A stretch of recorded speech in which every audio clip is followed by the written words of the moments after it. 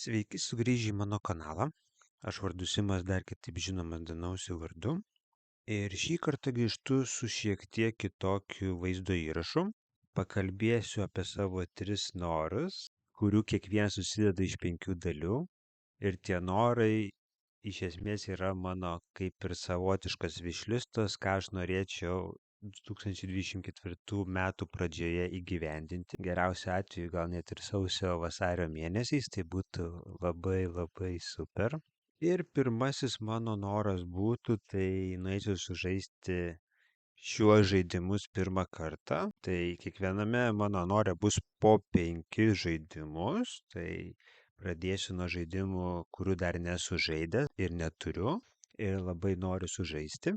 Pirmasis iš jų būtų Nucleum žaidimas. Jau pagarsėjęs panašumu į Brasą, taip pat į Barrage, taip pat girdėjau į Power Gridą panašumų turi ir panašiai, bet kai pamatai Simone Luciani ir David Turchi prie žaidimo dizainerių, tai jau automatiškai esi suintriguotas šituo žaidimu. Ir aš tikiuosi, na aišku, reikia išbandyti, bet tikiuosi, kad tai ir bus žaidimas, kuris užims pas mane Braso vietą, nes man Bras Birmingham, būtent Birmingham variantas, sakyčiau, toks yra šiaip sau. Man visada originalus vis labiau patiko, tai labai noriu išbandyti. Suprantu, kad žaidimas bus nelengvas, bet tikrai labai gerai padarytas, bent kiek suprantu iš visokiausių video, aprašymų ir panašiai. Ir kaip matote, yra įvertintas 8.2, kas yra labai gerai. Ir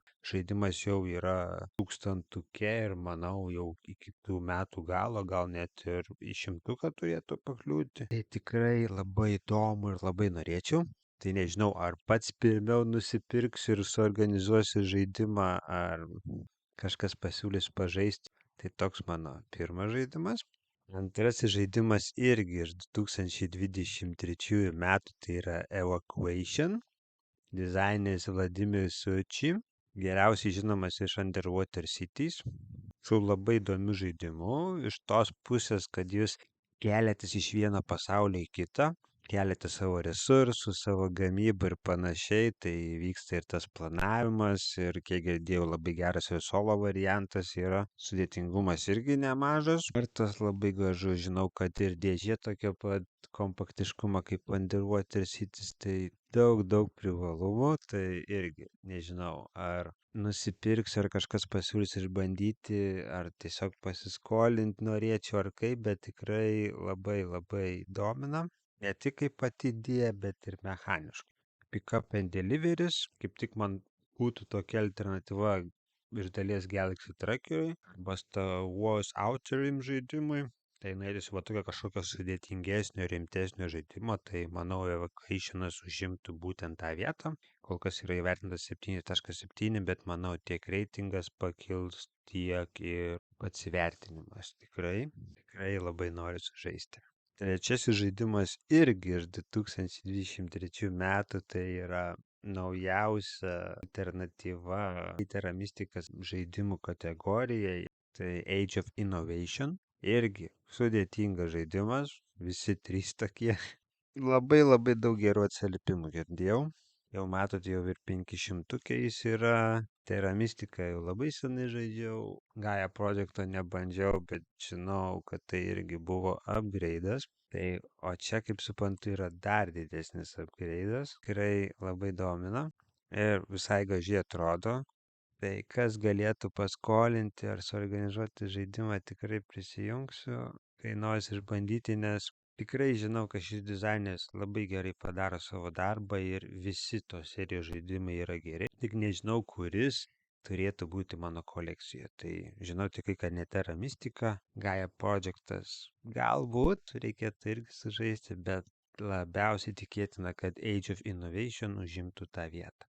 Kaip matote, įvertintas net 8.9, tai tikrai super aukštas įvertinimas. Ketvirtasis mano žaidimas, kurį norėčiau išbandyti ir neturiu, tai jau yra senesnis žaidimas, 2018 metų Everdell, bet aš turiu omenyje ne tik bazinį žaidimą, bet norėčiau išbandyti žaidimą su papildymais. 1, 2, nežinau, ką geriau rekomenduoti, nes bazinį žaidimą esu žaidęs ne iki galo, ta prasme esu išmokęs taisyklės, mokinės kitus žaisti, bet ne pats žaidęs nuo pradžių iki galo, tai žaidimą suprantu, bet noriu pasižiūrėti, ką papildymai atneša, tai jeigu būtų proga, tikrai norėčiau išbandyti, nes dar vis svarstau, ar aš noriu Complete Collectioną įsigyti, nes jeigu tikrai tie expansionai prideda, sakykime, vertingų, įdomių dalykų, kodėl su jais žaisti, ir jeigu yra iš tikrųjų tokių must-have expansionų, žinau, kad yra vienas labai geras solo žaidimo expansionas, tai viską suprantu, bet labiau orientuojuosi į žaidimą dviese, tryse, tai įdomu, ką prideda tie expansionai, nes žaidimas, žinau, yra geras, 32 vietoje, tai viskas aišku, bet nesu įsitikinęs, ar noriu visą Complete Collectioną. Tai nes noriu pabandyti su expansionais, nes jeigu nelabai kas keičiasi, ar nežinau, kažko žaidimas nepasidaro ypatingesnis, tai galbūt net geriau tada man norėti išbandyti ir turėti savo kolekcijai naujausią Everdell žaidimą, tai Everdell Farshore, apie kurį irgi labai gerus atsiliepimus girdėjau. Tai toks variantas, tai kas turite su papildymais, mėgstate šį žaidimą, tai mielai sužaisčiau. Tai toks mano noras. Dar vienas žaidimas, kurį noriu išbandyti, kurio neturiu. Ir 5. žaidimas, tai yra bendrai visa žaidimų serija, tai yra Undaunted žaidimai. Tai nesvarbu kuris. Visi mane domina ir nesu bandęs nei vieno. Esu ten žiūrėjęs tokius playthrough, ten to paskutinio Battle of Britain, dar reikėtų Stalingradą pažiūrėti ir panašiai, žodžiu. Domina visi, tai jeigu kas turite paskolinti ar norite sužaisti, senai žaidėte ar kažkas tokio, tai tikrai labai norėčiau išbandyti. Nes nesudėtingas, aukštai vertintas žaidimas su įdomiamis mechanikomis, bet neteko sužaisti, tai labai domina. Visas tas, matau, ir bildinimo, daisolinimo, hand managemento, visko yra, tai tikrai labai noriu. Šiek tiek, aišku, prisibijau, nes jeigu man šitą seriją tikrai labai patiks, norėsiu turėti visus žaidimus, tai kas aišku, kainuos labai daug. Šitas dalykas šiek tiek mane baugina, bet tikrai labai noriu išbandyti ir jeigu tokia galimybė atsirastų, jei kažkas pasiūlytų, paskolintų ir panašiai, tai mielai tiesiog rašykite man ir sužaisime šitą žaidimą. Tai tokie mano 5 žaidimai, kurių neturiu, bet labai norėčiau išbandyti artimiausiais mėnesiais. Mano antrasis noras, kuriuo norėčiau pasidalinti, tai yra žaidimai, kuriuos turiu, bet dar vis neišbandžiau ir labai norėčiau išbandyti artimiausiais mėnesiais. Irgi 5 žaidimai, visus juos turiu, visus juos matau beveik kiekvieną dieną, tai man jie vis primena apie save, tai trumpai pakalbėsiu apie juos. Pirmasis iš jų tai Oath Chronicles of Empire and Exile žaidimas iš Leather Games. Suprantu, kad žaidimas reikalaujantis grupės net idealiausiu atveju, bet manau ir pirmus 2 žaidimus sužaisti būtų super rezultatas, bent jau pirmus 2. Sudėtingumas irgi aukštas, universalus player countas, bet matau rekomenduotina žaisti 4, bet reikia iš esmės užsiimti ir suorganizuoti, tarkime, 3-4 žmonių grupę, su kuria būtų galima per vieną dieną sužaisti 2 sesijas. Manau, tai būtų idealiausias variantas. Kas norėtumėte prisijungti prie tokios grupės, kuri galėtų skirti beveik didžiąją dalį dienos, tai nežinau, greičiausiai kokį savaitgalį, šeštadienį ar sekmadienį sužaisti šitą žaidimą 2 kartus, tai rašykite, kontaktuokite su manimi. Toks pirmas žaidimas būtų. Antrasis žaidimas, kurį irgi labai norėjau gauti ir ne per seniausiai gavau, tai naujausias žaidimas iš ploterių, Horseless Carriage. Tai žaidimas apie automobilių industriją, jos pradžią. Asimetrinis žaidimas.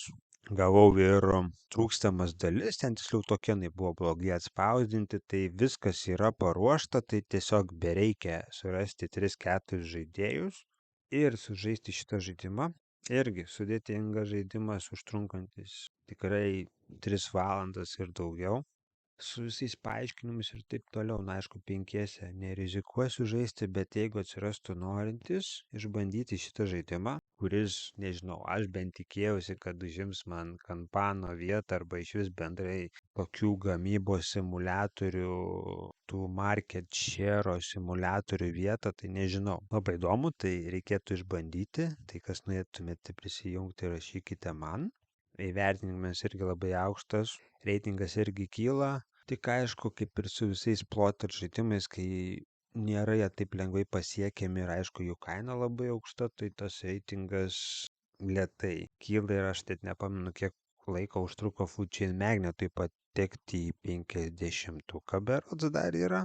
Tai va, žiūrėsime, kaip bus su šituo žaidimu. O trečiasis žaidimas, kurį norėčiau išbandyti ir kuris irgi į mane žiūri beveik kiekvieną dieną, tai Beyond the Sun. Nėra per daug sudėtingas, turintis dabar jau ir labai gerą solo modą su expansionu, bet aišku, pradžiai reikia išbandyti bazinį žaidimą. Nors expansioną irgi jau turiu. Labai noriu sužaisti, vat praleidau progą, nes lyg ir buvo.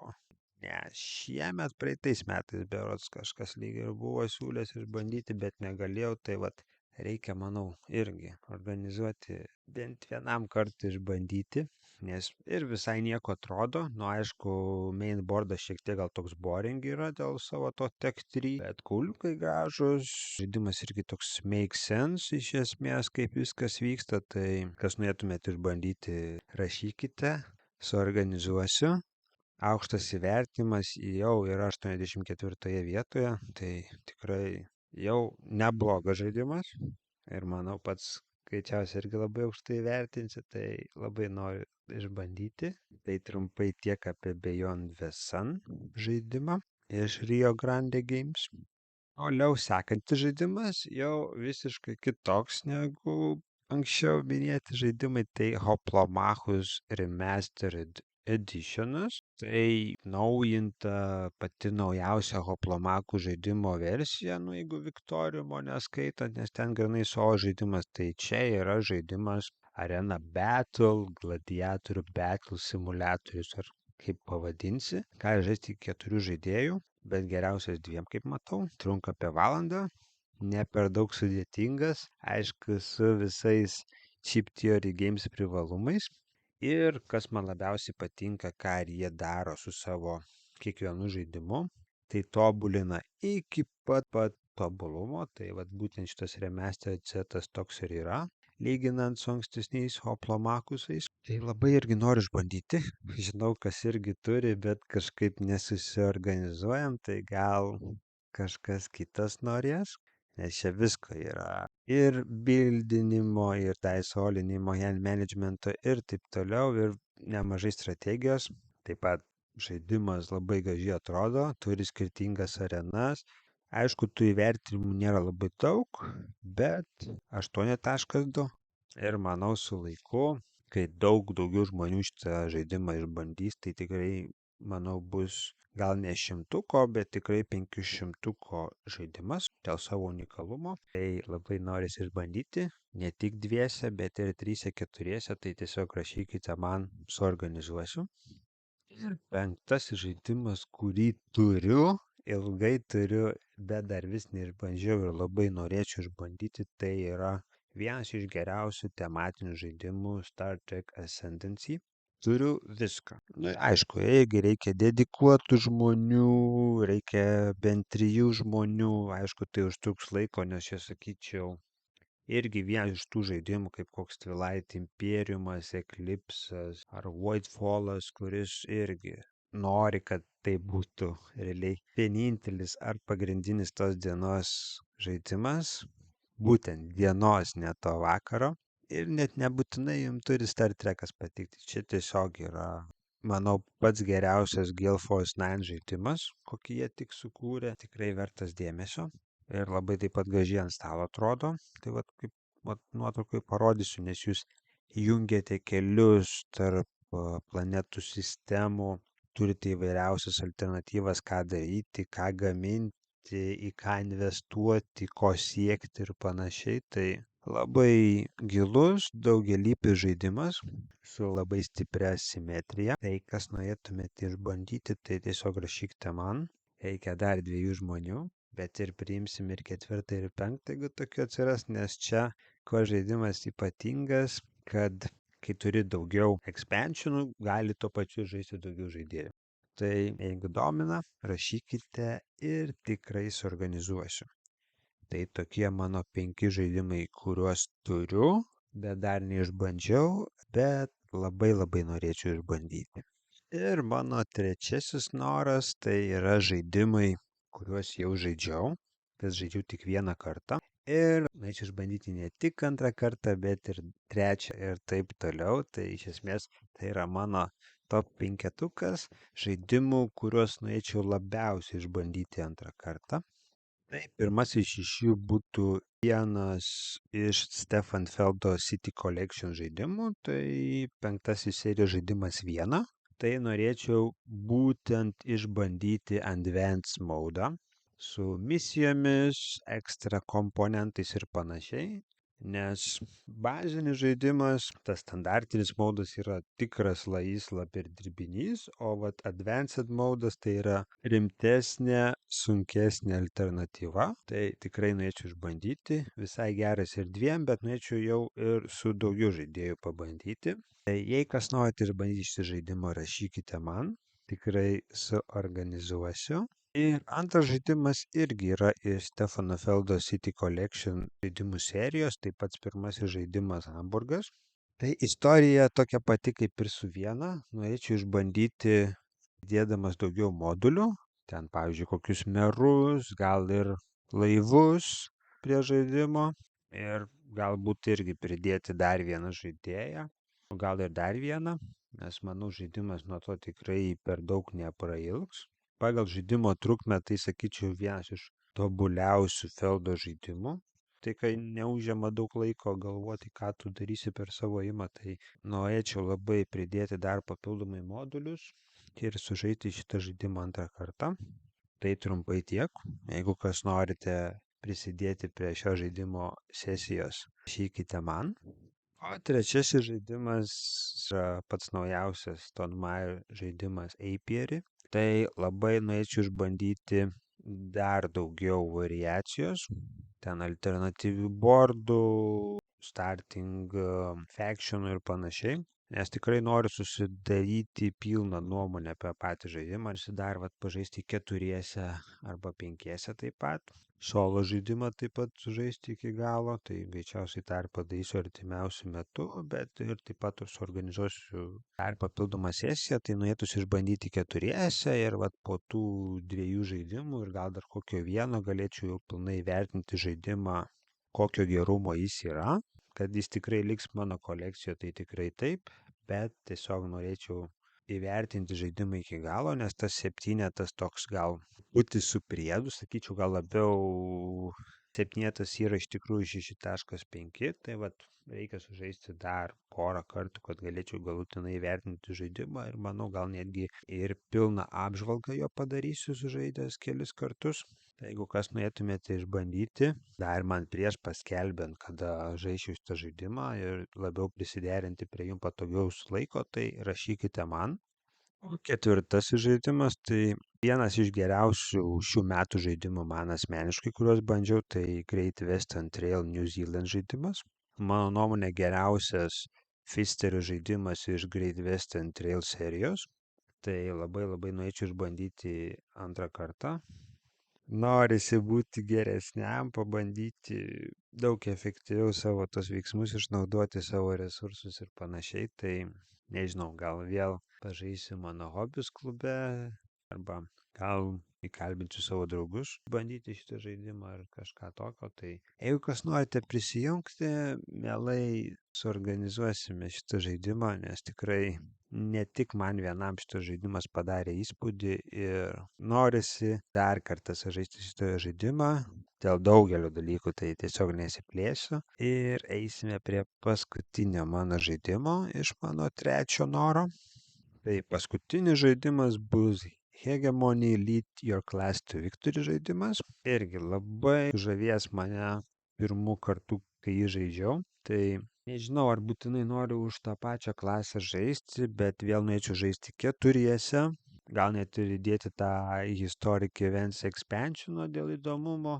Žaidimas tikrai vertas savo reitingo, aš aišku įvertinau 7.5, bet čia labiau dėl to, kad sužaidžiau tik vieną kartą, bet manau, žaidimas pakils iki 8 ir labai norėčiau išbandyti antrą kartą. Tai jeigu kas norite išbandyti kartu su manimi, rašykite man, suorganizuosiu. Tai tokie mano 3 norai, po 5 žaidimus, kurių neturiu, kuriuos turiu ir nesu žaidęs, bei tuos žaidimus, kuriuos žaidžiau ir noriu labai išbandyti antrą kartą. Tai matysime, kaip man seksis savo norus įgyvendinti. Idealiausiu atveju, sakyčiau, iki vasario pabaigos, jeigu visus šios žaidimus žaisiu, tai bus labai labai geras rezultatas, bet nežinau, šiek tiek abejoju, ar tai įvyks. Ačiū visiems žiūrėjusiems ir iki kito karto. Iki.